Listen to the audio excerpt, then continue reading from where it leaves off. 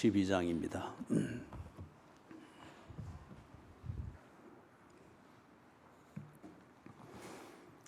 히브리서 12장 14절에서부터 17절까지입니다.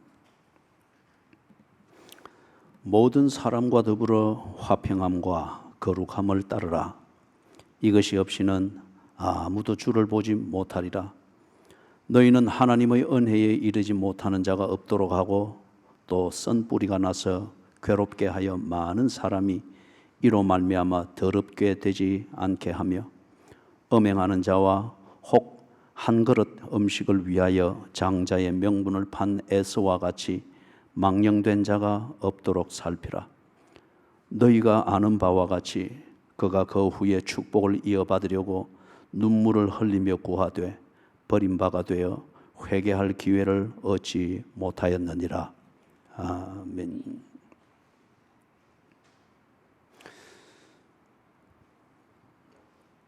자, 믿음대로 사는 우리의 삶. 지난 주일은 이 믿음대로 사는 것이 무엇인가에 대해서 12장 1절에서부터 3절을 통해서 보았습니다. 그 다음 오늘은 믿음대로 사는 이 삶을 허무는 복병들이 있습니다. 그래서 히브리서 12장 14절에서 17절에서는 네 가지, 네 종류의 이 복병을 우리한테 소개를 하면서 그 복병을 잘 파악하고 그 복병의 정수를 잘 극복을 해야 된다고 합니다. 그래야 믿음으로 말미암아 사는 이 삶을 온전히 할 수 있다는 겁니다. 어제 했던 지난 주일날 했던 내용에서 12장 1절에서 3절에서는 믿음으로 말미암아 살기 위하여서 구체적으로 어디다 초점을 맞추고 어떤 실천을 해야 되는가 그걸 가르쳐 주었고, 그것을 요약하는 말은 예수가 어떻게 하셨는가를 깊이 생각을 하라는 것이었죠. 그 다음에 오늘 14절에서부터 17절은 이렇게 알고 정리되어 있지만은 다른 무엇에 의해서 걸려 넘어져 가지고 자의든지 타의든지 그것을 포기하게 되거나 실패하게 되는 이런 일이 없도록 관리를 하라고 합니다. 오늘 네 종류의 복병을 소개를 하고 있는데 아마 아주 친숙한 것들일 겁니다. 친숙한 것이고 적지 아니하는 사람들이 자신의 신앙생활에서 상당한 부분 요 네 가지 종류의 복병들 중 어느 하나든지 아니면 네 가지 전부 다와 적절히 타협을 하고서 무난하게 지금까지 지내오고 있는 사람들이 적지 아니할 겁니다. 그래서 내가 믿는데 왜 하나님은 믿음대로 한다고 해놓고서는 거기에 대한 응답이 없느냐, 하나님을 탓할 일이 아닙니다. 적절히 타협을 하고 사는 것은 회색입니다. 회색 바지를 입었을 때는 그 위에 어느 색을 입어도 맞출 수가 있습니다. 회색은 정체성이 없기 때문에 그렇죠. 회색으로 머무르고 있으면서 믿음으로 산 자에게 주시는 그 상 11장에서 우리가 보았죠. 그것을 기대하면서 그게 안 이루어지는 것에 대해서 하나님을 탓하고 교회를 탓하고 기도를 탓하고 성경이 그러니까 이건 다 뭐 기분 좋을 때나 읽는 거지 하면서 하는 것, 정말 그것은 의도적이든지 비의도적이든지 성령을 회방하는 죄입니다. 고범죄로 이어지는 거죠. 오늘 이 네 종류의 복병을 잘 살피고 그리고 이 복병과 어떤 식으로 타협이 되고 있는가를 살피면서, 첫째, 내가 이런 것과 적절히 타협을 하고서 무난하게 지내고 있는 이것으로 내 신앙생활과 내 자신을 관리하고 있다고 하면은 오늘 당장 그것을 벗어버려야 됩니다. 에베소서에 있는 것처럼 옛 사람을 벗어버리고 새 사람을 입어라. 골로새서에서 그랬습니까? 그럴 때에 11장에서 11장에서 말하고 있는 믿음으로 사는 자들에게 믿은 것에 대해서 하나님은 반드시 책임을 집니다. 믿은 것에 대해서 반드시 책임을 집니다.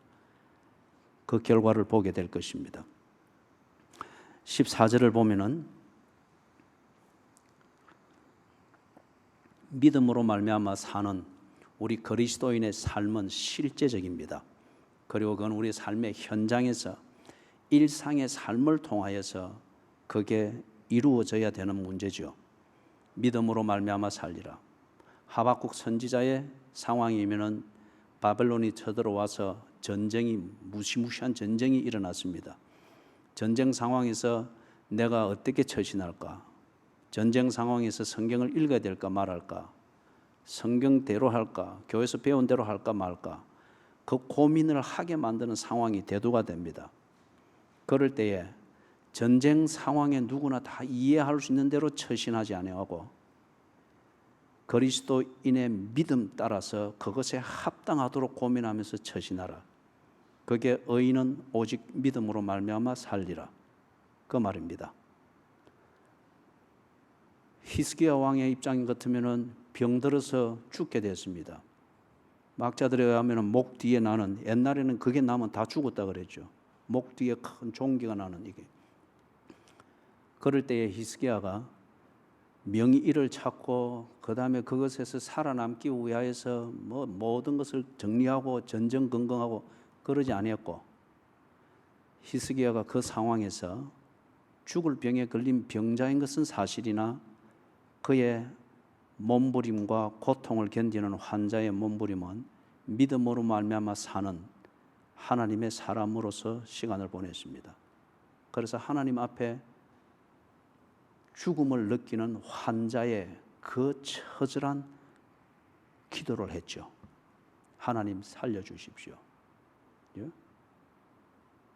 그게 대상도 없는 거기에 살려달라고 하는 식으로 허우적거리면서 누가복음에 나오는 12해를 혈루증을 앓던 여인처럼 여기 가서 뭐하고 저기 가서 구걸하고 이리 조신 저리 조신할 때 12해 동안 그래 했지만 나중 형편은 어떻게 됐습니까? 예수를 만날 무렵에는 있는 것까지 다 탕진하고, 그죠?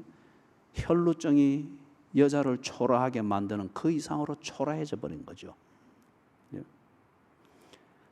의인이 믿음으로 말미암아 사는 이 의인이 어떤 상황이나 어떤 위기를 느낄 때나 어떤 고생스러운 것을 맞이했을 때 의인의 삶의 원칙과 의인의 품위를 지키는 데 적절한 처신을 하지 아니하고 환자처럼 처신하고 가난뱅이처럼 처신하고 아니면은 사기 당한 사람처럼 처신하고 아니면은 무언가 좀 나은 조건을 추구하기 위해서 세상 사람이 다 하는 출세와 영달에 맞는 그런 세속적 처신을 이리 하게 될 때 의인은 정말 비참해집니다. 그렇죠? 바울이 그와 비슷한 표현을 했죠. 고린도 교인들에게. 만약에 우리가 믿는 부활이 없다고 하는 것 같으면 이 세상에서 우리처럼 불쌍하고 어리석은 자가 없을 것이다. 그 말을 했습니다. 의인은 의인이 살아야 될 길이 있고 지켜야 될 품위가 있습니다. 그걸 믿음으로 말미암아 살리라. 거기에 의인이 먹을 밥이 있고 의인이 누릴 출세가 있고 거기에 의인이 누릴 5달란트, 2달란트가 있다고 하는 겁니다. 그런데 의인이 오늘 여기 14절에서부터 16절에 소개되어지는 이런 종류의 복병 아니면 또 다른 여러 가지들이 있죠. 그런 것을 만났을 때에 의인 아닌 것처럼 또는 의인의 삶의 처세술인 그 가치관과 삶의 도덕을 저버리고 지 살겠다고 이리저리 허우적거리고 그걸 합리화하는 잔재주와 잔머리를 굴릴 때에 17절에서 말하는 꼭 이 에서와 같은 그러한 비참함을 겪게 된다는 거죠. 14절에 조금 전에 이야기했던 대로 의인이 믿음으로 말미암아 사는 것은 우리 일상의 삶의 현장이고 일상의 문제들과 씨름하는 말 그대로 생활입니다. 여기에서 의인, 즉 그리스도인의 삶의 원칙을 지키며 그리스도인의 품위를 지키며 그럴 때에 그리스도인이 먹어야 될 양식을 찾고 그리스도인이 입어야 될 옷을 찾고 그리스도인이 웃어야 될 웃음을 찾는 그것입니다. 그런데 그 삶의 현장에서 그리스도인은 뭘 해야 되는가? 모든 사람과 더불어 화평함과 거룩함을 따르라. 지금 이 히브리서 12장 14절의 문맥에서는 그리스도인이 그 믿음대로 살기 위하여서 지금 어떤 문제를 해결해야 되는가, 아니면은 어떤 삶의 과제 앞에서 그리스도인의 믿음, 이 믿음대로 사는 가치관과 그 품위와 내용과 추진력을 발휘해야 되는가. 지금 이 상황에 주어진 것은 모든 사람과 더불어 화평함과 거룩함을 따르는 것입니다. 이걸 이루기 위해서 이런저런 타협하지 말고 밥 친구 만드는 데만 급급하지 말고 그리스도인의 믿음대로 처신하여서 화평함과 거룩함을 따르도록 해라. 그겁니다. 자, 그러면은 여기서 좀 살펴볼 게 있습니다. 이걸 잘못 이해를 하면은 화평함을 따르는 것과 거룩함을 따르는 것이 서로 모순이 될 수 있습니다. 그리고 사악한 사람들, 사악한 교인에게는 이걸 지게 구미에 맞는 대로 사용하기 위해서 화평을 더 씌워서 지 욕구를 채울 때는 거룩함을 가지고 합리화시키고, 또는 거룩함에 관련된 자기의 욕구를 채울 때는 화평함이라는 이것으로 뭔가 수단을 삼아서 자기를 합리화하고 자기 하는 처신을 합리화하는 이런 사악함이 만들어지기 때문에 이 부분은 정확하게 정리를 해야 됩니다. 한마디로 정리해서 말하면 이 화평함을 따르는 것은 거룩함을 따르는 여기에 속해 있어야 됩니다. 거룩함을 따르는 이것으로서 내가 정말 화평함을 따르는가 또는 화평케 하는 자로서 처신하는가 아닌가를 검증해야 된다는 겁니다.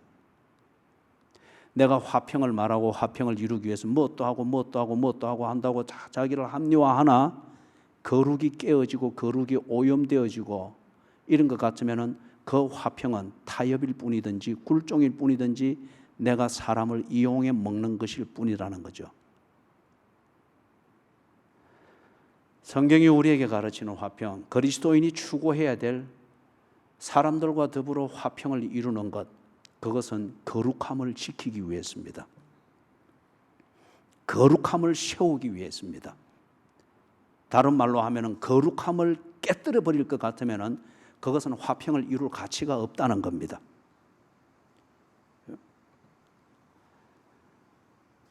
거기 보니 14절에 하반절에 그리 되어 있죠. 이것이 없이는 아무도 주를 보지 못하리라. 여기서 말하는 이것은 거룩함입니다. 산상수훈에 보면은 마태복음 5장 8절입니까? 거기서는 누가 하나님을 볼 것이라고 했습니까? 마음이 청결한 자입니다. 그런데 화평케 하는 자가 얻는 복은 뭐라고 했습니까? 하나님의 아들이라 일컬음을 받을 것이라 했습니다. 그러나 하나님을 볼 수 있는 자, 그 복을 누리게 되는 자는 마음이 청결한 자라고 했습니다. 그렇기 때문에 여기서 지금 이것이 없이는 아무도 주를 보지 못하리라.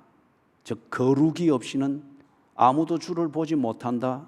이거는 마태복음 5장 8절에서 말했던 마음 청결한 자는 복이 있나니 저희가 하나님을 볼 것이며, 같은 맥락에서 이해를 해야 됩니다. 그러면 거룩은 하나님을 볼 수 있는 상태입니다. 하나님을 볼 수 있는 상태. 그러면은 하나님을 볼 수 있는 이 상태를 말하는 것일 같으면은 이것은 관계의 문제입니다. 그리고 그 관계에서 만들어지는 상태의 문제입니다. 관계는 맺고 있지만은 서로 소원한 상태일 것 같으면은 아내의 눈에 남편이 안 보이고 남편의 눈에 아내가 안 보입니다. 관계는 되어 있지만은 상태가 허투르고 오염되고 멀면은 그 관계가 오히려 스트레스를 주고 굉장히 거추장스러워지죠. 관계가 잘못됐다기보다 그거는 상태를 관리하는 게 잘못되었습니다. 그리고 세 번째 생각할 것은 거리의 문제입니다. 거리가 너무 멀면은 희미하게 보입니다. 거리가 가까우면은 주름까지 다 보입니다. 거리가 멀리 있을 때는 그가 웃는 것이 비웃는 것인지 기뻐서 웃는 것인지 모릅니다. 대충 짐작할 뿐입니다. 가까이 있으면은 표정 하나하나, 눈 깜빡거림, 눈동자의 초점까지를 잡아내면서 그 마음이 어떤 것인가를 읽어냅니다. 하나님을 볼 것이며 어떤 상태를 말하는 거죠? 하나님과 관계를 맺고 있습니다. 그 다음에 그 관계 안에서 상태가 잘 관리되어져 있습니다. 그 다음에 세 번째, 하나님과 가까이, 더욱 가까이. 내 주를 가까이 하면 십자가 진 같은 고생이나 주를 가까이 하고자 하는 이 몸부림, 거리를 좁히고자 하는 이 몸부림, 하나님을 보면 볼수록 더욱더 보고 싶습니다. 보면 볼수록 하나님의 사랑, 하나님의 은혜, 나에 대한 하나님의 계획, 그 계획을 이루어 가시는 하나님의 열심, 이게 더욱더 보이기 때문에 그분을 더욱더 가까이 하고자 하는 겁니다. 그래서 찬송가 작시를 했던 어느 신앙 선배는 그랬죠. 밤늦도록 주와 함께 동산에 있으려 하나. 왜 철야를 하려고 하고, 왜 새벽 기도를 하려고 하고, 왜 틈나는 대로 성경을 읽으려고 하고, 왜 혼돈이 되어질 때 성걸음으로 손과 발은 일을 하고 있으나 내 영혼은 주를 바라보며 주여 어떻게 하면 좋겠나이까? 하나님과의 대화를 진행할까요? 주님을 더 가까이 하려고 할까요? 보이기 때문에. 자, 그런 것 같으면은 이 화평을 이루는 것, 다시 말해서 먼저 정리할 것은 여기서 말하는 거룩함을 따른다. 이게 구체적으로 가면 뭘 말하는가? 하나님을 가까이 하는 자입니다. 이게 거룩한 자입니다. 이게 거룩함을 따르는 겁니다.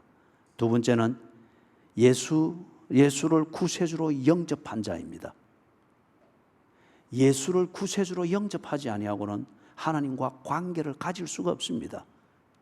종교적인 구경꾼이 될 뿐입니다. 그렇기 때문에 교회를 백날 다녀도 늘 그 소리만 알아듣는 참 딱한 교인들이 부지기수입니다. 심각하게 자기를 점검해야 됩니다. 예수를 구세주로 영접했는지, 관계가 맺어졌는지. 그 다음에 이 거룩함을 따른다고 하는 것의 세 번째 개념을 정리할 수 있는 것은 하나님의 자녀로 거듭난 자를 말합니다. 하나님의 자녀가 되어 있다. 이거는 하나님과 나 사이에 어떤 것도 끼어들 수 없는 깨끗한 상태입니다. 깨끗한 상태. 어느 한 영화를 보니까 이 사람이 아주 걸출한 그러한 갱스터라고 할까요? 해결사라고 할까요?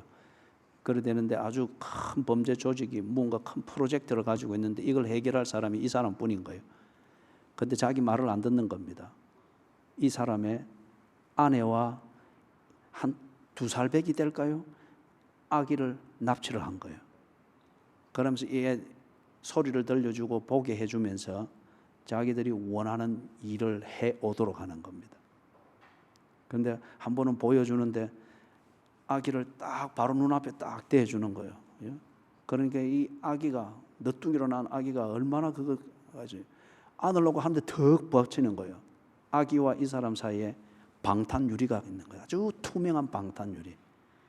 그러니까 이게 애를 보면서도 안을 수가 없으니 이 아버지가 심정이 더 딱하잖아요. 그죠? 상태의 문제입니다. 아무리 가까이 있어도, 아무리 관계가 있어도 이 상태에 뭔가가 끼어 있으면은 제대로 볼 수가 없죠. 하나님의 자녀된 권세를 가지고 있는 자는 하나님을 봅니다. 하나님의 자녀된 권세를 가지는 이 상태가 되기 위해서는 예수를 구세주로 영접하는 이 거듭남의 관계가 이루어져야 됩니다. 그리고 탕자처럼 하나님이 내게 주는 은혜를 가지고 지 마음대로 살아서는 안 됩니다. 하나님과 멀어져서는 하나님을 느낄 뿐이지 하나님을 보지 못하니 늘 사는 게 애매합니다. 참 이 교인들 중에 딱한 게 정리가 안 된 교인들이 너무 많아요. 늘 사는 게 애매하고 혼돈스럽고 복잡합니다. 제가 한 번씩 이야기하죠. 내가 선택할 수 있는 최선의 선택이 두 가지 이상이 대두가 될 때 그거는 당신이 이미 속은 겁니다. 선택은 하나여야 됩니다. 그래서 언제나 좋은 선택들과 이걸 두고서 결정을 못해서 늘 헤매고, 말은 언제나 장밋빛의 말을 하고 이 선택 붙잡고 헤매다가 저 선택 붙잡고 헤매다가 뭐 또 한다 뭐 또 한다, 그러고 30대 40대 다 보내버리는 거예요. 참 빙신 같은 청년들이 얼마나 많은지 몰라요. 장밋빛 같은 선택이 나를 확 두르고 있을지라도 그건 내 인생이 아니에요. 이런 걸 쫓아서 헤매고 다니다 보니까 늘 자신이 살아야 될 삶, 이루어야 될 삶의 목적으로부터 장밋빛 꿈에 젖어서 그러나 거리는 더욱더 멀어집니다. 그죠? 하나님으로부터 멀어지는 그 무엇을 가지고 쫓아서 살고 있다고 하는 것, 하나님을 보지를 못한다는 거예요. 자, 정리를 하면은 거룩이 무엇이냐? 거룩은 하나님을 가까이 하는 것입니다. 하나님과 거리가 아주 가까운 것. 거룩이 뭐냐? 예수를 구세주로 영접한 것입니다. 거룩이 무엇이냐? 하나님의 자녀가 되어 있는 상태입니다. 자, 그런 것 같으면은 이 거룩함으로 이루어야 되는 화평, 이게 딱 정리가 되어집니다. 거룩함, 이것을 이루는 그 안에서 내가 추구해야 될 그 화평은 하나님을 거부하는 자를 하나님께로 인도하기 위하여서 화평을 추구해야 합니다. 다른 말로 말하면은 하나님을 거부하는 자가 더욱더 하나님을 거부할 수 있는 근거와 분위기를 만들어주는 그런 종류의 화평을 그리스도인이 지금 일삼고 있고 거기에 사랑이고 교제랍시고 하고 있으면은 당신은 한 사람을 지옥 구덩이로 쳐박고 있는 사람이에요. 실족케 하는 사람이란 말이에요. 마태복음에서 예수님이 실족케 하는 자의 종말을 뭐로 표현했습니까? 너무너무 무서운 것이기 때문에 차라리 네가 네 목에 연자 맷돌을 달고 바다에 빠뜨리는 것이 나으니라. 자살 비슷한 이야기를 한 거예요. 그렇죠? 남편과의 관계를 살펴보십시오. 아내와의 관계를 살펴보십시오. 지금 웃고 있는 그게 정말 거룩함을 이루는 화평의 상징인지, 거룩을 팔면서 우선 내게 편한 화평을 만드는 웃음인지. 화평을 이루어야 될 그 이유는 하나님을 거부하는 자를 하나님께로 인도하기 위해서 필요한 화평을 이루는 겁니다. 두 번째는 예수를 부정하는 자, 예수가 그리스도인 것을 부정하는 자, 그에게 예수가 그리스도인 것을 증거하기 위해서 화평을 이루어야 됩니다. 세 번째는 하나님의 자녀가 아닌 자, 하나님의 자녀가 아닌 자에게 거듭나는 이 신분 변화의 기회를 안내해 주기 위해서 화평을 이루어야 됩니다.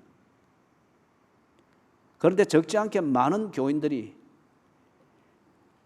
오히려 이 화평을 이룬다는 명분으로 다 쏠려가 버렸어요. 다 쏠려가 버렸어요. 집사 같지 않고, 권사 같지 않고, 장로답지 않고, 목사는 더욱더 목사답지 않고, 화평을 이룬다는 이 명목으로. 그죠? 그래서 돗대기 시장처럼 소리는 많고 소문 많고 웃음은 많은데 거룩이 없습니다. 하나님을 본 자의 경건함과 힘과 희망과 희망을 추구해 나가는 이 불굴의 이 힘이 없는 거예요. 거룩의 힘입니다.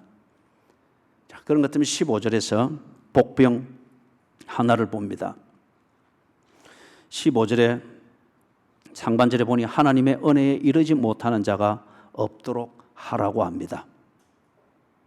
하나님의 은혜에 이르지 못하는 자가 없도록 하라. 화평 또는 누구를 위로한다, 저 사람이 약하게 보이니까 세워줘야 된다, 말은 다 좋은 거요. 그러나 어설픈 정의와 주관주의적인 정의가 거룩을 깨뜨립니다. 거룩을 팔아버린 화평은 아무것도 아니에요. 그죠? 하나님 은혜를 받지 못하도록 만드는 것, 이게 다른 말로 말하면 거룩을 깨뜨린 겁니다. 그죠? 하나님의 은혜에 이르지 못하는 자가 있음에도 분명한데, 그런데 그것을 옳다고 해주고 아니면 부추겨주고 여전히 그에게 편리하고 유익한 사람이 그가 원하는 대로 되어준다고 하는 것 같으면 하나님 은혜에 이르지 못하도록 내가 철저히 빗장을 걸어버리는 셈이죠. 이 부분을 두고 저는 참 새벽 기도 때마다 자식을 위하여 기도할 때는 늘 회개합니다. 회개합니다. 좋은 신앙의 가정이 되고자 하는 것은 변함없는 목적이겠으나 이것을 위하여서 정말 하나님께 지혜를 구하며 하나님이 주시는 성경적 사고방식, 그리고 교회에서 배우고 익힌 그 전통과 풍습, 하나님 존전에서 정리되어 있는 그 의식과 영혼으로 자식들에게 정말 할 말을 하고 가르칠 것을 가르쳤는가? 그러지 못한 경우가 참 많은 것 같아요. 늘 회개합니다. 하나님 은혜에 이르지 못하는 자가 없도록 하고, 여러분 모이면은 늘 불평하고 불만하는 거 아닙니까? 여러분의 가정에서 불신자 남편 아니면 교회 나오지 않는 남편이나 아내와 더불어서 이야기할 때 얘기가 참 잘 되고 재밌죠. 그런데 얘기의 내용이 뭡니까? 목사 욕하는 것 아닙니까? 교회 사랑 없다는 얘기 아닙니까? 교회는 예배가 너무 길다, 그런 불평 아닙니까? 또는 뭐 막연한 정의의 얘기, 그래서 누구 상처받았니 안 받았니, 늘 그런 얘기 아니에요. 그 얘기가 재밌게 되는 데는 당신이 지금 이 자리에 앉아있는 당신이 맞장구를 쳐주고 대화에 좋은 파트너가 되어주기 때문에 그런 거잖아요. 그래서 그 사람이 예수 믿게 됐습니까? 그래서 당신의 남편이, 당신의 아내가, 아니면 당신의 자녀들이, 아니면 부모가 더욱더 마음을 다잡고 신앙생활 바로 해야 되겠다, 그리 됩니까?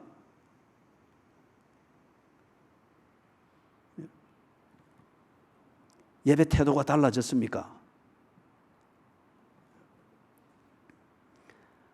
불평, 불만, 비판, 이거는 근거가 없고 책임을 지는 게 아니기 때문에 밤새도록 해도 재밌습니다. 밤새도록 해도 재밌습니다. 그런데 우리 부부는 대화가 잘 된다, 그렇게 해서 따지지 마시고, 그런 교제, 부부의 교제 끝에 모이기를 피하는 어떤 사람들의 습관처럼 변질되어 가고 있다고 하면은, 당신은 당신의 남편을 실족게 하는 자요, 당신의 아내를 은혜의 자리에서 스스로 끄집어내는 자요.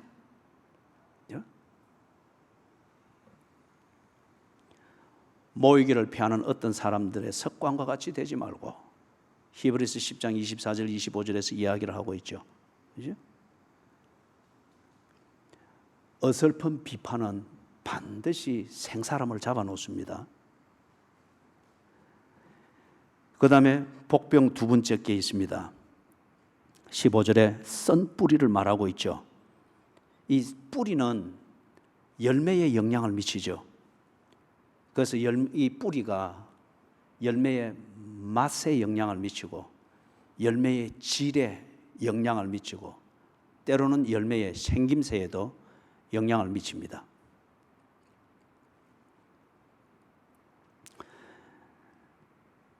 그래서 이 썬뿌리가 그리스도인에게 영향을 미친 결과, 그 사람이 이 영향을 미칠 때는 다 영향력 있게 보이기 때문에 그게 참 유익한 뿌리로 보이고, 뭐 교회로 말하면 유익한 교인, 저 교인 없으면 안 된다, 뭐 어떤 이런 식의 것으로 보일 수 있습니다. 그런데 그게 썬 뿌리인지 바른 뿌리인지 보려고 하면은 그게 열매에 영향을 미친다고 하니까 그와의 교제를 통하여서 더럽게 되었는지 거룩하게 되었는지,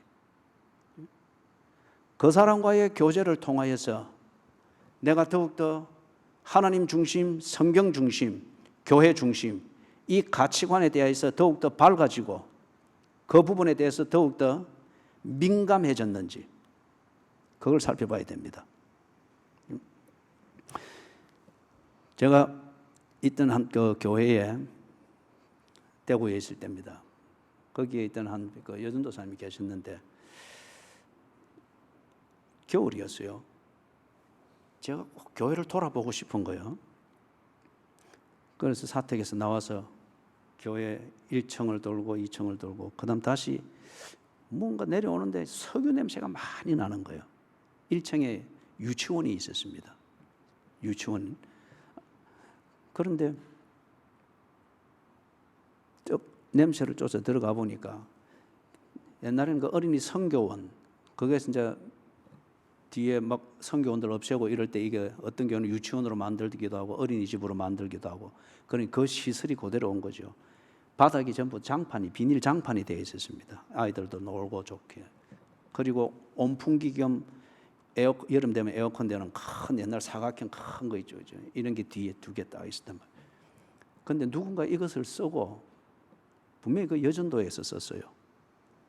쓰고 이걸 제대로 뒤에 관리를 안 해놓으니까 석유가 그대로 새가지고 바닥이 흥건하게 막 석유가 온통 고여버린 거예요. 이 큰일 아닙니까? 그래서 급히 옆에 있는 사찰한테 연락하고 이래서 이제 막 팔 걷어붙이고 막 썰어내기를 시작했습니다. 그러니까 가까이 있던 여전도사님도 오고 막 사찰도 오고 이래서 막 썰고 이게 이제 썰어내니까 형광까지 이제 나가고 막 누군가 이게 불똥 하나만 튀어도 이게 큰일 나는 거예요. 온 교회가 삽시간에 불바다가 될 수 있는 거예요. 막 썰어내고 닦고 한쪽에 닦고 하는데 그런데 이 여전도사님이라는 분이 정신없이 막 그 사찰은 얼마나 미안하겠어요. 죄책감을 가지고서 막 정신없이 일하는데 그런데 그 사찰한테 가서 살살해라. 다친다 살살해라. 다른 사람들이 다 하니까 그냥 여기 끝에만 하면서 살살하고 저 안에 들어가지 마라. 이게 내가 밖에 뭘 그걸 급히 또 걸레를 하나 가지러 간다고 가는 길에 뒤에서 살살 이야기하는 게 내가 딱 들은 거예요. 그 뒤로부터 내가 이 여전도사를 절대 신뢰하지 않았습니다. 그 사람이 밤마다 교회에서 기도한답시고 밤마다 보냈거든요. 절대 안 믿었어요.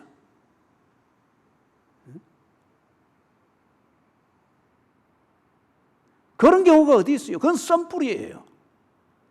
다들 지금 교회가 어떻게 될까 싶어가지고 정신없이 썰고 닦고 막 뭐 맨발로 들어가서 뭐 전부 다 뭐 석유가 몸에 배이고 하면 나중에 피부병을 하고 뭐 엉망이잖아요.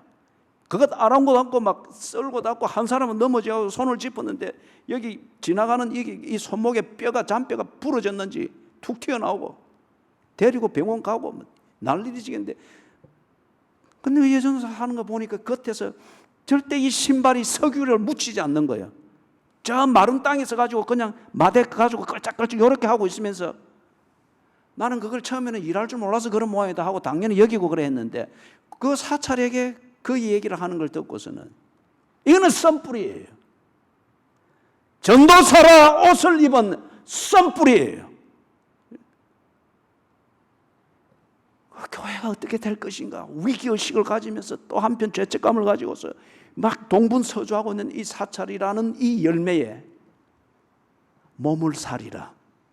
다른 사람들이 다 결국에는 열심히 하니까 다 되니까 너는 욕 안 듣도록 적당히 해라.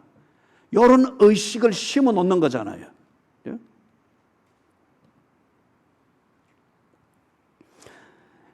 네. 이 우리 전입 오신 중직자들도 우리 교회도 제법 계시지만은 참 전입을 오고 할 때 교회가 살피고 검증을 하는 것은 꼭 필요합니다. 다 다른 환경에서 훈련이 되었고 신앙생활의 풍습이 몸에 익었고 의식이 되어 있고 봉사의 개념을 알기 때문에 그게 옮겨간 교회는 또 안 맞을 수가 있어요. 그래서 그 신분은 존중하되 내용에 있어서는 그 교회와 맞춰가는 시간을 필요로 해서 검증을 하는 겁니다. 그런데 일전에 어느 교회에서 전입을 왔다는 그 뭐 한 중직자가 이 집사들에게 이래 하면서 절대 드러나지는 않는데 보면 살살거리면서 이 얘기는 다 하는 거예요. 그러면서 막 적당히 해라, 어떻게 해라, 그죠? 다 그러고 뭐 이 교회는 중직자가 되면 헌금을 요구하나 안 하나, 뭐 어떤 이런 식의 얘기들. 그죠? 이게 비단 한두 번의 경험이 아니에요. 이런 경우는 이는 썸뿌리입니다. 다 오랫동안 교회 생활을 했고 그 다음에 그런 면에서 교회의 문제들도 극복을 해 나가고 어떤 해를 하면서 몸에 배어 있는 노하우가 있고 다 어떨 때에 교인이 나를 어떻게 보고 어떻게 한다, 일종의 풍습을 배운 거죠. 그래서 처세를 압니다. 이게 참 비극입니다. 그 본인에게도 비극이에요. 그런 당사자들에게도. 그러면서 이 열심히 하는 집사들, 어떻게 이렇게 하는 집사들, 그리고 권사감이 되고 안수집사감이 되고 장로감이 되는 집사들에게 뭔가 코칭한다시고 이렇게 하는데, 아니 교회 뭐 기부하려고 권사되고 장로 됩니까? 그런 식으로 해서 이래 썸뿌리예요. 여러분들이 뿌리라는 이것으로부터 오는 영향을 쭉쭉 받을 때에 열매는 자라는 것 같고 모양새도 갖추는 것 같습니다. 그러나 그 열매 본연의 맛은 잃어버렸습니다. 그리고 한 입 꽉 깨물어 보면은 이미 다른 겁니다. 이미 다른 거예요. 사과를 냉장고에서 내서 한 입, 전 아침마다 사과를 하나를 먹습니다. 어느 교인의 도움을 가지고 몇 년째 먹고 있는데 그게 아마 지금 이만큼이라도 유지되는 것 같아요. 그런데 어떤 건 아침에 새벽기도 마치고 나서 한 입 꽉 깨무는데 동상이 걸렸던 어떤 시꺼먼 게 확 나오면은, 그죠? 그리고 맛이 좀 썩거든요. 뱉어버리고 대반에 넣어버립니다. 썸뿌리도 영향을 주기 때문에 그것으로 어떤 타입의 열매는 만듭니다. 교인 같고 뭐 같고 그런 관점에서 볼 때는 뭐도 될 수 있을 거고. 그런데 한번 어떤 고난을 만나보고 예를 들면 교회에 헌금할 일이 생기고 뭔가 누구를 도와야 되고 소리 없이 도와야 되고 이런 일이 생길 때 절대 희생하지 않아요. 그런 식으로만 영향을 받아 놓으니까. 그렇기 때문에 그리스도인으로서 믿음으로 말미암아 살지를 않습니다. 믿음으로 말미암아 살기보다는 그런 종류의 썸뿌리의 영향을 받아 놓으니까 언제나 계산에는 빨라요. 혐의는 있는데 증거를 남기지 않는 그런 아주 흉악범들이 있죠. 그런 식의 교회 생활을 한단 말이에요. 의인이 믿음으로 말미암아 살리라. 그런데 그 믿음을 그런 식으로 스스로 오도되었거나 의도적으로 그렇게 오도하면서 몸에 익어버리게 된 것은 썸뿌리라고 하는 복병에게 그대로 집어삼켰기 때문에 그런 거예요. 16절에서 복병 세 번째 종류를 말합니다. 음행하는 자. 이 음행으로 표현되어져 있는 이게 우리 원래 신약 성경이 쓰여진 원래의 언어에서 보면 이게 포르노입니다. 포르노. 포르노. 우리 영어 번역에서는 이거를 immoral, 그 sexually immoral, 성적으로 자기가 해야 될 처신에서 벗어난 그렇게 번역을 해놨는데 이게 원래 언어에서는 포르노입니다. 거기서 나온 거예요. 그럼 이 포르노가 뭐죠? 성욕을 채우려는 이 목적이죠. 성욕을 채우기 위한 목적을 위하여서 어떤 수단이든지 가리지 않습니다. 그죠? 그래서 거기서 누드가 나오고 뭐 또 변태도 나오고 뭐 다 나오고 뭐 유혹이 나오고 그런 거죠. 성욕이라고 하는 이것을 채우려는 목적으로 어떤 수단들을 가지고 있는데 이 수단들을 다 정당화시키는 거예요. 뭐로 정당화시키는가? 화평함을 추구한다는 의미에서 그런 비밀을 내세우면서 교제를 활성하게 해야 된다. 화끈하게 교제해야 된다. 뭐 쿨하게 교제해야 된다 하는 이런 식으로서 내세우면서 성욕을 채우고자 하는 이 포르노에 대한 욕구를 그렇게 은밀하게 채워가는 거예요. 그렇기 때문에 제가 교회 안에서 남녀 간에 악수하지 말라는 겁니다. 하지 말라는 것을 왜 굳이 꼭까지 하는지 모르겠어요. 그걸 꼭 뒷소리 내가면서 뭐 이게 교제가 되고 뭐 목사님이 너무 고지식하고 보수적이고 당신은 썸뿌리요. 왜 이것을 금지시키는가 하면은 기본적으로는 이 친밀감을 쌓고 진정성 있는 그런 화평함 이걸 추구하는데 서로 악수하고 때로 허깅하고 이게 참 좋죠. 참 좋죠. 그런 게 통할 수 있는 그런 공동체가 있습니다. 그런데 이 한국 상황에서는 저는 그것을 금지시켜야 됩니다. 1세기 전에, 이제는 1세기도 넘었군요. 서방에서 들어온 선교사님들이 우리나라에 복음을 전하면서 이 복음을 받은 자들이 정말 믿음으로 말미암아 살도록 하기 위해서 이 복병과 같은 음욕이나 썸뿌리 이걸 피하도록 하기 위해서 전통을 딱 세워버렸잖아요. 그게 교회 다니는 사람은 술 먹지 마라. 교회 다니는 사람이 담배 피우면 세례 못 받는다. 딱 법으로 정해버렸어요. 예? 성경에 그리 표현된 건 아닙니다. 그러나 그건 성경적인 조치입니다. 왜 남녀 간에 이 스킨십을 금지하는가? 그리고 여러분, 남자가 여자가 여인이 아무리 어리든지 간에 공공장소에서 몸에 손을 대고 이렇게 하는 것은 대단한 무례입니다. 우리가 한 3, 40년 전만 해도 그냥 우리나라의 분위기가 다 이웃집 그렇게 해서 참 다 문 다 열어놓고 지냈잖아요. 그럴 때는 옆집에 뭐 처자를 보든지 하면은 등을 툭툭 쳐주면서 잘 있나 할 수도 있는 상황이 있었는데 저는 지금은 아니에요. 교회에서 그걸 삼가해야 됩니다. 그런데 기본적으로는 이게 참 좋은 것일 수 있었어요. 그러나 이 문제 때문에 이것을 저는 제가 목회하는 이상은 이걸 금지시키는 겁니다. 왜 그러느냐? 이런 진정성을, 교제의 진정성을 이용하는 썸뿌리가 있을 수 있습니다. 사실 교회 안에 성폭력이든지 어떤 그러한 사건들이 많이 뉴스를 차지하고 있잖아요. 그렇다면 드러나지 않는 건 얼마나 많겠어요. 그리고 그런 범죄로까지 드러나게 된 데는 이런 잔잔한 문화가 토대가 되는 거잖아요. 이런 진정성을 이용하는 썸뿌리가 있습니다. 그 다음에 두 번째 이유는 대부분의 경우는 나는 순수하고 친밀감과 교제의 차원에서 그리고 상대방도 그렇게 알기 때문에 아무 거리낌 없이 그렇게 하는 것이라 하지만은 어느 순간 어느 상황에 되면은 실족게 될 수 있다는 거예요. 어느 순간 어느 상황이 되면은 교인 대 교인이 아니고 남자 대 여자가 된다는 거예요. 10번 중에 9번은 다 좋은 교제일지라도 그 한 번의 실수를 막기 위해서 9번이 주는 즐거움을 희생할 수 있어야 됩니다. 세 번째 이유는 자기도 모르는 사이에 이게 참 사악한 거고 아주 교활한 복병입니다. 자기도 모르는 사이에 편애가 생깁니다. 자기도 모르는 사이에 마음에 품게 됩니다. 편애가 생기게 되고 그리고 마음으로 음욕을 품습니다.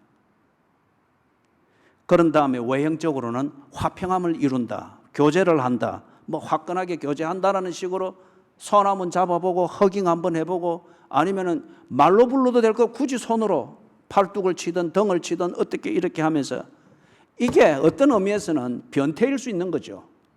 그걸 통해서 내 마음에 품고 있는 그 편애를 그 음욕을 이렇게 해서 푸는 거예요. 아주 교활하고 비겁하고 사악한 겁니다. 이게 교회 안에 흔한 것은 아니에요. 그러나 100% 중에 이게 1%라도 있다고 하면은 실족게 되는 이 일들을 막고 그리고 하나님의 은혜를 받지 못하는 자리에 나아가는 것, 이것을 막기 위하여서 이런 전통을 세우는 것이 필요하다고 생각됩니다. 이제부터 교인이 만나면은 서로 인사 나누고 안부 전하고 하는 자기 문화를 이 공동체에 맞도록 바꾸십시오. 그래야 이 공동체에 속한 사람입니다. 교회가 너무 엄격하지 않나? 이것보다 더 엄격해야 됩니다. 이 문제에 있어서는. 지금 세상이 어떤 상태입니까? 예? TV가 어떤 상태입니까? 그죠? 여러분의 일하는 현장은 어떤 상태입니까? 여러분이 일하는 현장에서 일을 위해서 만나서 의논하고 이렇게 하지만은 그 끝에 나누는 회식 자리에서 또는 뭐 노래방으로 옮겨갈 때 나는 여러분들이 노래방까지 가는 것은 좀 자제했으면 좋을 것 같아요. 노래방에 갔을 때 정말 그 노래하면서 팀 스피릿을 위해서 나누는 그런 건전한 자리입니까? 횟수가 거듭해 갈수록 성과 관련되어진 이거 포르노에 대한 본능적인 욕구 또는 이 잠재의식이 하나하나 끄집어내지지 않으면 재미가 없는 자리잖아요. 오히려 그 재미를 활성화하기 위해서 2차 가고 3차 가고 하는 거잖아요. 이 사회의 문화 구조 자체가 지금 그렇지 않습니까? 여기에 양과 같은 교인들을 내보내는데 이리 가운데 내보냄과 같은 이 실정인데 여기서 어떻게 철저히 훈련을 안 시킵니까? 남자가 여자 손을 안 만져도 진심을 전달하며 그리스도인의 마음을 전달할 수 있고 여자가 남자의 손을 안 잡아봐도 나에 대한 진심과 교인으로서의 이 공동체를 위해서 무엇을 원하는지 그 진심을 헤아릴 줄 알고 이게 훈련이 돼야죠. 업욕이라고 하는 이것과 관련되어진 문화든지 조그마한 것으로부터 교제의 이름으로 오는 것인지 이것으로 인해서 그리스도인들이 믿음으로 말미암아 살리는 이 표지를 쉽게 허물어 버립니다. 예? 네 번째 마지막 복병입니다. 16절에서 망령된 자. 여기서 망령된 자라고 하는 것은 좀 어려운 표현으로 말하면 경건하지 못한 자를 말합니다. Godlessness. 하나님에 대한 생각이나 하나님에 대한 의식이 전혀 없는 자. 그것을 말합니다. 이걸 좀 우리 현실적으로 말하면은 하나님 중심, 성경 중심, 교회 중심이라는 이 그리스도인의 가치관을 저버리는 자입니다. 또는 그리스도인으로서 지켜야 될 지조가 있고 절개가 있습니다. 이 지조와 절개를 저버리는 자. 어떤 이유에서든지 이것을 저버려서 자기의 선택을 만드는 이런 자를 보고 망령된 자라. 그렇게 지금 여기서 부르고 있습니다. 에서를 지금 예를 들고 있는데 이걸 가지고 정리를 하면 그런 거예요. 두 가지가 여기서 지금 상황이 딱 대두됐죠. 골치 아픈 상황이. 하나는 한 그릇 음식을 위하여 자기가 채우고자 하는 욕구가 생겼습니다. 예? 한 그릇 음식을 위하여 내가 채우고자 하는 것, 내가 이루고자 하는 욕구가 생겼습니다. 그게 한 그릇이든 한 창고이든 무엇든지 간에 욕구가 생겼는데 이 욕구를 채우기 위하여서 믿음을 저버리고 지조를 버리고 절개를 버립니다.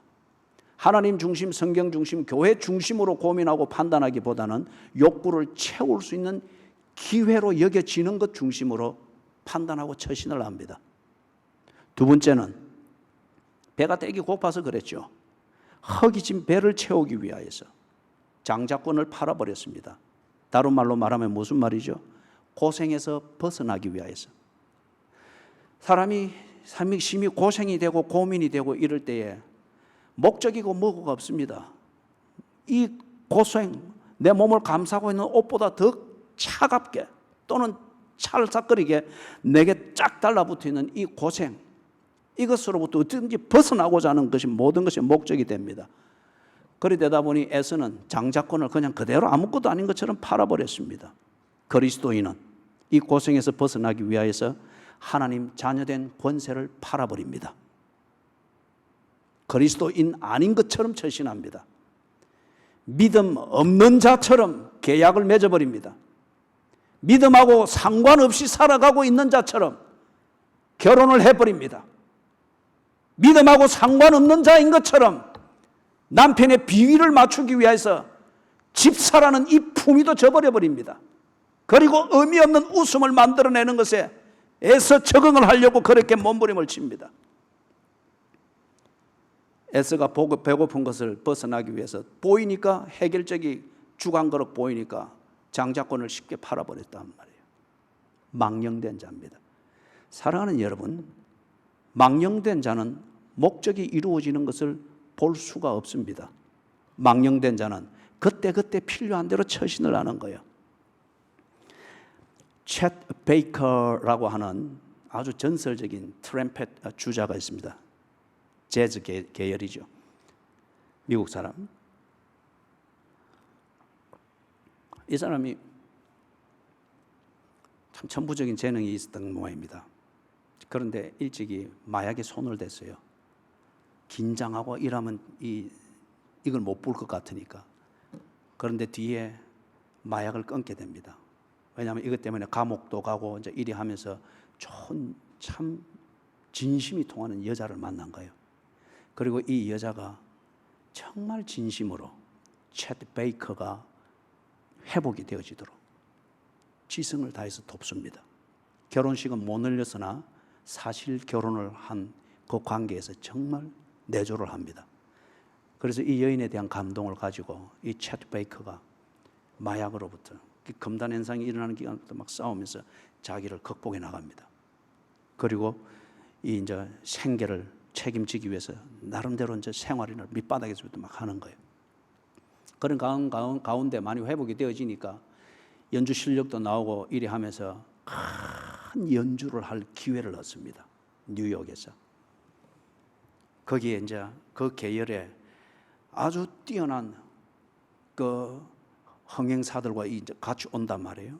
거기서 자기가 검증이 돼야 이제는 앞으로 풀린단 말이에요. 올라가면서 불안에 떨기를 시작합니다. 연주 대기실에서 떨리고 불안하고 막 이게 집중이 안 되는 거예요. 그러는 중에 저기다가 보니까 마약을 대용할 수 있는 그게 보이는 거예요. 그걸 원래 마약을 복용할 때에 이걸 불에 녹여가지고 막 이리 하던 거기에다가 숟가락에 딱 담아놓고 그 다음에 한번 막 고민을 하는 겁니다. 자기가 이것으로부터 벗어나기 위해서 지금까지 몸부림쳤던 것, 무엇보다도 나를 믿어주고 나를 회복시키기 위해서 진심으로 나를 내조해준 그 여인. 그러면서 막 이 갈등을 하는 거예요. 나중에 딱 나와서 이제 연주를 합니다. 연주를 하는데 그 사실 결혼에 있는 그 아내 된 사람이 와서 지켜보는데 기대 가운데 지켜보고 있는데 그런데 점점 실망을 하는 거예요. 왜 그런가? 챗 베이커가 마약을 한 겁니다. 거기에 굵직굵직한 흥행사들이 와 있는 그 사람들에게 내 연주 실력이 인정받기 위해서 안정을 시키기 위해서 마약을 한 거예요. 그 안에서. 그걸 이 아내 된 사람이 알아차리고는 거기서 돌아서서 나갑니다. 그죠? 그리고 끝이에요. 챗 베이커가 마지막 생애를 마치는 것은 네덜란드에 있는 암스테르담에서 마약을 평생 끊지를 못했습니다. 암스테르담 한 호텔에서 창문을 깨고 밑으로 뛰어내려 죽었습니다. 마약의 환각 상태일 것이었습니다. 그 결정적인 순간에 챗 베이커가 망령되었습니다. 어떤 어려운 가운데서도 챗 베이커가 어떤 품위의 사람이고 어떤 천부적 재능이 있고 그 다음에 그를 응원하는 그리고 진심으로 사랑하는 자들이 누구이며 어떤 사랑을 하고 있는가를 알 수 있도록 아내 된 그 여인을 비롯하여서 적극 후원을 했는데 챗 베이커가 무언가 환상적인 연주자의 이 유혹에서 벗어나지 못해서 그 모든 것을 다 저버려 버렸습니다. 그리고 마약을 복용하면서 마약 기운으로 음을 만들어내는 단지 한 연예인으로 바꿔버린 거예요. 지조를 버렸습니다. 사랑하는 여러분, 그리스도인이 어떤 이런 복병을 만날 때에 믿음으로 말미암아 살기 때문에 복병을 만납니다. 이런 복병들을 만날 때 그리스도인들이 한동안은 고민을 합니다. 그리스도인다운 처신, 믿음대로 사는 이 삶의 합당한 결단이 무엇인가, 이걸 두고서 고민을 합니다. 그럴 때 고민을 할 때 적지 아니하는 경우에 자기 편한 대로 결정을 해버립니다. 아니면은 내가 즐거울 수 있는 대로 결정을 해버립니다. 아니면은 사람들의 반응이 좋을 수 있다고 여겨지는 대로 결정을 합니다. 남편과 나 사이에 우선 편하고 불화가 없게 여겨지는 쪽으로 결정을 해버린단 말이에요. 아니면은 책임질 일이 없는 쪽으로 결정을 합니다. 마지막으로 물질적인 유익이 있다고 여겨지는 쪽으로 결정을 합니다. 믿음으로 말미암아 살아야 될 그리스도인들이 그 믿음으로 사는 삶의 내용과 품위를 지키고 지조 있게 다음 걸음을 내디뎌야 될 때 이런 복병을 만나게 되면은 그리스도인들이 망령되게 처신을 합니다. 그리하면 우선 편하기 때문에. 그러나 17절에서 보는 것처럼 잊지 마십시오.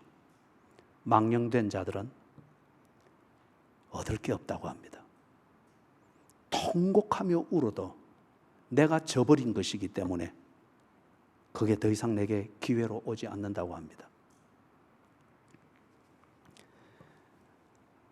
우리가 어려울 때 다 지난날에 겪었죠. 그때에 고민하고 애쓰고 그러면서 믿음의 한 줄을 붙잡고 하나님을 의지했을 때 하나님께서 그때 문제를 풀어 가셨습니다. 직장도 주셨고 결혼도 이루시고 자식도 키우게 하셨고 방 한 칸 없던 우리에게 집을 장만할 수 있는 권명과 성실도 가르쳐 주셨고, 그래서 그 덕에 지금까지 살아오고 있는데, 그러면서 예를 들어서 오늘날 또 그런 문제는 반복됩니다. 떡 만났을 때 직장을 얻기 위해서 이제는 믿음을 저버립니다. 직장에서 부귀영화 출세를 얻으면 얼마나 얻겠다고. 거기서 말하는 부귀영화 출세, 성진, 노후 대책, 이전에 경험했던 그 하나님을 지금은 저버립니다. 그리고 지 편한 대로 직장, 직업, 생업 그렇게 한단 말이에요.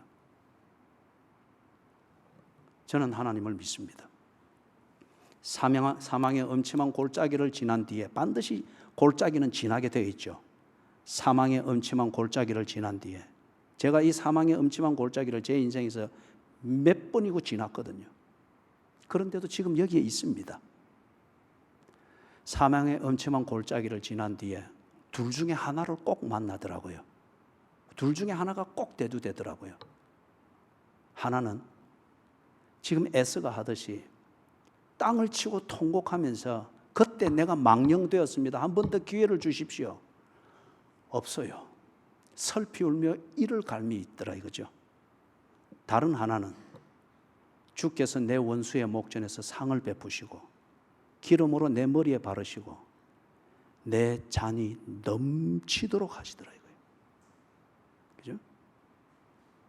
사망의 엄침한 골짜기를 지나가는 것은 삶에 거쳐야 될 당연한 부분입니다. 그때에 의인이 믿음으로 말미암아 사망의 엄침한 골짜기를 지나가면은 믿게 하신 하나님이 그 골짜기 끝에 그 믿음을 보증하는 것을 준비했을 것입니다. 사망의 엄침한 골짜기 안에서 망령되이 행하고 복병과 타협하면서 잠시 편하게 사망의 엄침한 골짜기를 축제의 자리처럼 지나갔을 때 그 골짜기는 반드시 끝납니다. 그때 당신에게 남은 것은 슬피 울며 이를 갈미 있을 뿐입니다. 나는 하나님을 믿습니다. 그래서 하나님의 말씀을 믿습니다. 이 말씀대로, 성경의 원리대로 내 삶이 60여 년 동안 이루어져 왔습니다. 그러나 나는 여전히 여기서 서 있으며 이 말씀을 전가하고 있습니다. 기도하십시다. 하나님, 당신의 독생자 예수를 제물로 삼으시면서까지 당신의 자녀들을 삼고 고상하게 만드셨고 세상 누구도 없앨 수도 없고 누구도 이루어 줄 수 없는 하나님이 심으신 그 희망을 주셨고 이 희망을 이루어가는 절대의 힘과 의지를 주셨습니다. 이 지조와 절개를 지킬 수 있게 해 주시옵소서. 우리가 참 망령됩니다. 병들지 아니할 수 없고 출세를 포기할 수 없으나 이것을 이루어가는 과정에서 겪는 사망의 음침한 골짜기 같은 복병을 만날 때 망령되게 처신하는 것이 우리 몸에 배어버렸습니다. 주여 도와주시옵소서. 이 망령됨을 다 벗어버리고 복병을 구별해낼 줄 알게 하시고 복병과 싸우되 재주가 없으면 지조를 지키고 절개를 지키는 이 기본에 대하여서라도 집중할 수 있도록 도와주시옵소서. 그래서 믿음대로 산 결과 믿음을 보정하시는 하나님이 준비하신 것을 우리 삶에서 누리게 해 주시옵소서. 예수님의 이름으로 간절히 기도드리옵나이다. 아멘.